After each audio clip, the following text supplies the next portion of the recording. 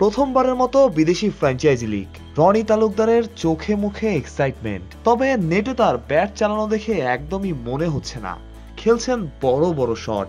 ওই যে বলে না, রনির ব্যাটে ঝড়, ঠিক তেমনই। স্লো উইকেট, কিছুক্ষণ আগেই বৃষ্টি হয়েছে, তবুও রনির ব্যাটে দারুণ কিছু শট। একই ধরনের উইকেটে বেশ স্ট্রাগল করেছেন দাসুন সানাকা, রনি সেখানে বেশ সাবলীল। অবশ্যই অনেকটা এক্সাইটেড। আর এখানে এসে অনেকেই পরিচিত প্লেয়ার আছে শ্রীলঙ্কার, তাদের সাথে দেখা হয়েছে, তো ভালো লাগছে। যেমন তো ফার্স্টেস্ট ফর্মেট বলা হয় এটাকে, আসলে এটা যে 50 করেন, কত বলে 50 করতে চান?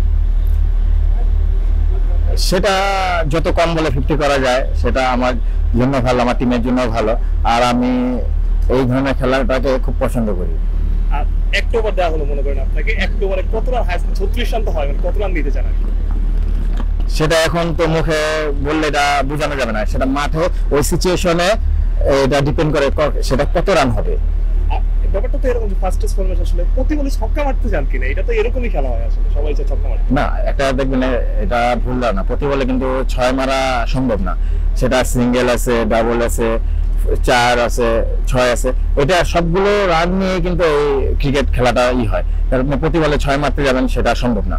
আমি এটা 50 দেখবো ব্যাটে, সেটা চেষ্টা করব, যদি সৃষ্টিকর্তার কাছে চাইবো, এবং মাঠে আমিও চেষ্টা করব। কলম্বোর রনির ব্যাটিং উইকেটের পাশেই রাখা গল মার্ভেলসের টিম বাস, যে দলটায় আবার খেলবেন সাকিব আল হাসান। টিম বাসে সাকিবের ছবি, বাংলাদেশ ক্রিকেটের পোস্টার বয়ের সাথে দেখা করতে মুখিয়ে আছেন রনি।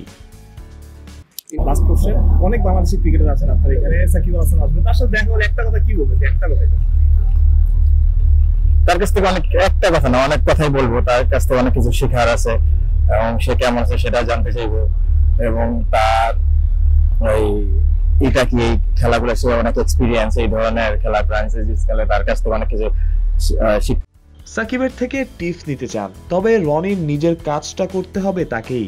পারফর্ম করলে আবারও ডাক আসতে পারে, তার জন্য অবশ্যই মাঠের ক্রিকেটে ভালো করা প্রয়োজন। লঙ্কা টি10-এ রনি তো বাংলাদেশেরই প্রতিনিধি।